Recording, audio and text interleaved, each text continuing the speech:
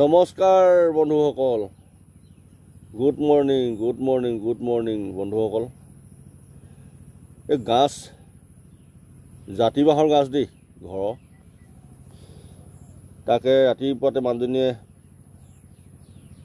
পিহনিত পিচি পিনে এতিয়া আপোনাৰ এইখিনি মুঠিকৈ লৈ পিনি চেপি পানীখিনি উলিয়াই দিব। উলিয়াই পিনে ৰ'দত শুকুৱাব। ৰ'দত শুকোৱাৰ পাছত আচাৰ থ'ব, নহ'লে আকৌ টেঙাকৈ টেকেলিত থৈ দিব। কেতিয়াবা গাহৰি, কেতিয়াবা গৰৈ মাছ, কেতিয়াবা চেঙেলী মাছ, কেতিয়াবা পুঠি মাছ, কেতিয়াবা বটীয়া মাছ, কেতিয়াবা শিঙৰা মাছ বজাৰৰ পৰা আনিলে মানে অকণমান দি দিব। তেতিয়া ইয়াৰ চেণ্টটো খুব ভাল লাগে আৰু ভাত দুগৰামান বেছি সোমায়। গাঁৱলীয়া মানুহ এনেকুৱাই আৰু আমাৰ খাদ্যবিলাক, কিন্তু একদম অৰিজিনেল আকৌ দেই। এইবিলাক কোনো তাত ইউৰিয়া বা কিবা দিয়া হেৰি নহয়। আমাৰ এইবিলাক গাঁৱলীয়া খাদ্য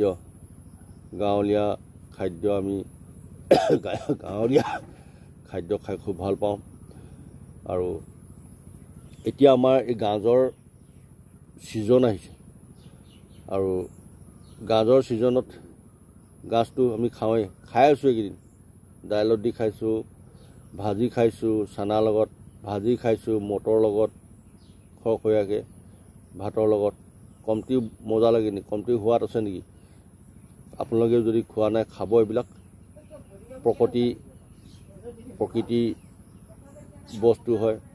ছিজনত বছৰেকত এবাৰে হয়, প্ৰতি বছৰে নহয়। এইবিলাক প্ৰতি বছৰে মানে প্ৰতিদিনাই নহয়, এই ছিজনতে হয়, বাৰিষা ছিজনত।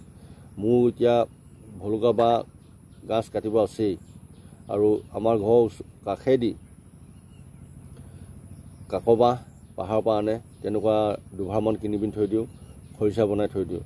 থৈ ডেইলিত মানে গাহৰি চাহৰিৰ লগত দি পিনি খাওঁ। ভাল লাগে খাই, খুব মজা লাগে, তৃপ্তিটো বেছি পাওঁ।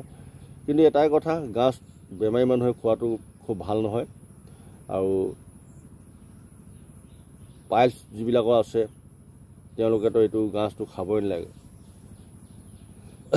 আৰু বুকু বিষ, কিবা হাৰ্টৰ বা তেনেকুৱা ধৰণৰ বেমাৰ যদি থাকে, খাব নালাগে, বেমাৰ উকুৱাই। আৰু বেছি যিমান বছৰলৈকে গাছটো থৈ দিব খৰিচাত, সিমান গাছটো পুৰণা হৈ গৈ থাকে, পুৰণা বেমাৰবোৰ উলিয়াই গৈ থাকে।